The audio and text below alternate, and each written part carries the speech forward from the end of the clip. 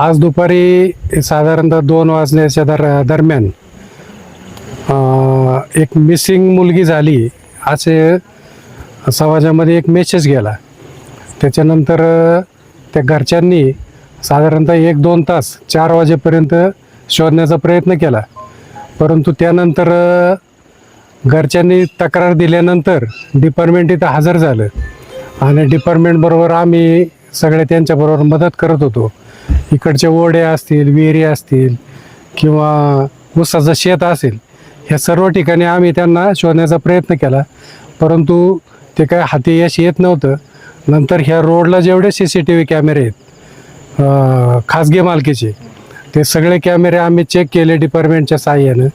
तरी त्या कॅमेऱ्यामध्ये काही त्याचा शोध लागत नव्हता.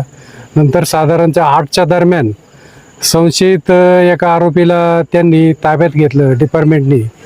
आणि ताब्यात घेतल्यानंतर त्यांनी त्यांच्या पद्धतीने विचारल्यानंतर तिथं पिंपळवंडीचं लेंडेस्थळ आहे, त्या लेंडेस्थळाचा एक ओढा आहे.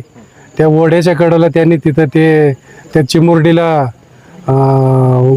तिचं काय म्हणू आपण त्याला, अत्याचार करून तिचा खून केल्याचं निष्पन्न झालं. सर नेमकी काय घटना घडली? तुम्ही आता व्हिजिट केली, आरोपी ताब्यात घेतलाय किंवा काय?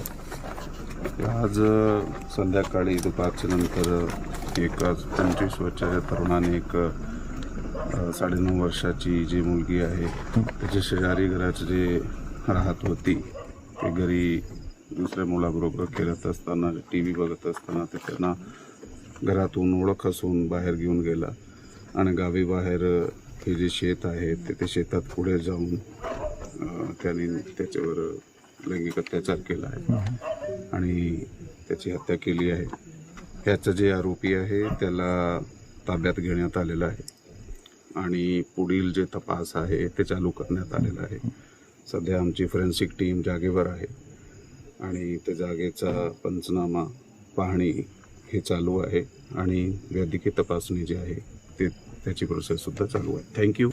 आणि त्यांनी ते जागा स्पॉट दाखवला आणि त्याच्यानंतर ते क्लिअर झालं का ह्या व्यक्तीनेच हे सगळं केलेलं आहे. त्याच्यानंतर फॉरेन्सिक लॅबची टीम आल्या, पोलीस डिपार्टमेंट आले, ओतूरच्या असतील, आळेपाट्याच्या असतील, नारायणगावच्या असतील, सर्व आमच्या लेंडेस्थळातल्या सगळ्या युवकांनी आणि ज्येष्ठांनी सगळ्या डिपार्टमेंटला सहकार्य केलं. त्यांना हवं नव्हते रात्रीच्या वेळेला टॉर्च वगैरे किंवा अंधारात इकडं जाणं, तर आमची मुलं पहिली पुढं जायची, नंतर डिपार्टमेंटला सहकार्य करून डिपार्टमेंट यायचं. त्याच्यानंतर त्या बिचाऱ्या मुलीचा मृतदेह तिथं सापडला.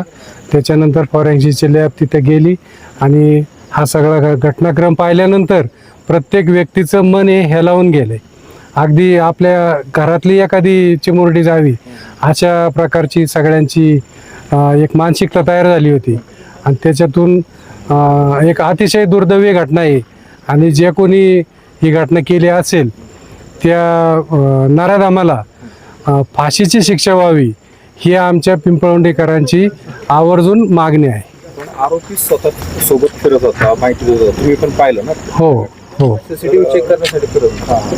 किती म्हणायचं धाडस म्हणजे? त्याचं हाईट एवढी आहे साहेब, ज्या वेळेला आम्ही पहिला CCTV चेक करायला गेलो त्यावेळेला तो आरोपी समोर बसला होता आणि ज्या वेळेला तो सायकलवरनं तिथं जाताना दिसला संशयित बरं का, तर त्यावेळेला त्याची एवढी हाईट, तो म्हणतो ह्या बघा मीच आहे सायकलवाला. एवढ्यापर्यंत ते म्हणजे त्याला काय देवाने ती सुबुद्धी म्हणावी का दुर्बुद्धी नाही, सुबुद्धीच म्हणावी का, ते शोधण्यासाठी त्याचं ते वाक्य तेवढं एक कामाला आलं असावं. त्यांनी कुठं प्लॅनिंग या गोष्टी केल्या नाही? ते आता कसं, आता प्राथमिक दर्शनी आम्हाला नाही सांगता येणार. मुलगा त्याची पार्श्वभूमी तरी आपण म्हणजे असं कधी जाणवलं नाही आमच्या पिंपळवंडीकरांना. कारण ज्याला गरज लागेल त्या शेतकऱ्याकडे तो कामाला जायचा रोजंदारीने आणि परत घरी जायचे संध्याकाळी. आता इथले बरेचसे लोक अशी आहेत का ती रोजंदारीने कामं करतात. साधारणतः 20 ते 25 वर्षाचं वय असावं त्याचं. आणि ते चिमुरडीचं बालिकेचं 10 वर्ष, ती मला वाटतं 4थीला होती ना, 4थीला होती ती. नातेसंबंध, ओळख काय नाही? तो फक्त आमच्या मळ्यातल्या, आमच्याकडेच जनरली ती लोक कामाला जास्त असतात, ते पाण्यातला होता.